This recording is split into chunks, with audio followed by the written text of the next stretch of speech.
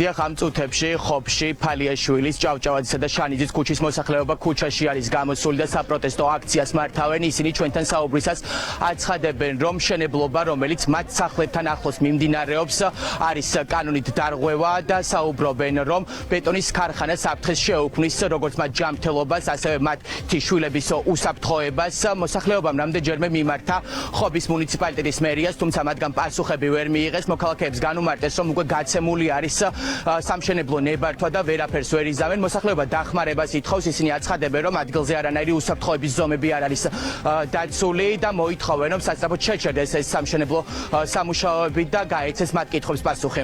ადგილობრივი მოსახლეობა პროტესტს ვაცხადებთ მიმდინარე ბეტონის საზელ ქარხანას შენობასთან დაკავშირებით. ადგილობრივ მოსახლეობას არავინ არ დალაპარაკებია, არც ადგილობრივი ხელისუფლებიდან, არც საკრებულოდან. სულ იგნორირება გაგვიკეთა. ჩვენ მივწერეთ ადგილობრივმა მოსახლეობამ ქალაქის მერის სახელზე დავწერეთ, განცხადება შეუტანეთ და ის პასუხი ჯერ არ მოსულა. და არ ვიცი ხა მაგრამ ჩვენ პირადად მივედით, მაგრამ ქალაქის მერი არ მიგვიღო. სანიტარული ზონა იწყება 100 მეტრიდან მინიმალური და ეს ეკუთვნის მეოთხე კლასის ბეტონის ქარხანას. ხო და 100 მეტრი სად არის? აბა ბეტონის კვანძიდან მოსახლეობამდე, ან თუდაც იქით ნებისმიერი მოსახლე და როგორ გასცეს ეს ნებართვა?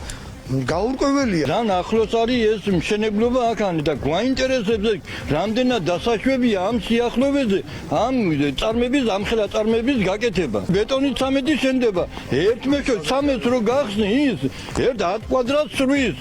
ხო და ამხელა ამდენ 13 რო ზილავენ ამდენი ხმაური შეიძლება ამ სიახლოვეზე 5 მეტროში ამ შენობის გაკეთება ამ მშენებლობის. ის გვაინტერესებს ნებართვა გავეცითო რომ ვიყავით მერიაში გავეცითო ნებართვა და უნდა აშენდესო.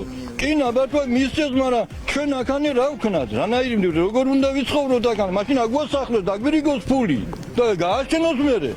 მშენებლობა დაახლოებით 2 თვის წინ დაიწყო. მოსახლეობა როგორც ჩვენთან საუბრისას აცხადებს, დაცული უნდა იყოს ნორმები და 100 მეტრით უნდა იყოს საცხოვრებელი სახლიდან დაშორებული ეს მშენებლობა, თუმცა ყველაზე ახლოს სახლი 10 მეტრშია მშენებლობიდან და როგორც მოსახლეობა აცხადებს, ეს საფრთხეს შეუქმნის მათ ჯანმრთელობას. დავით სორდია საუბრობდა პირდაპირ ეთერში. ასეთი იყო პირველები 6-ე მე 7 საათამდე გემშვიდობებით.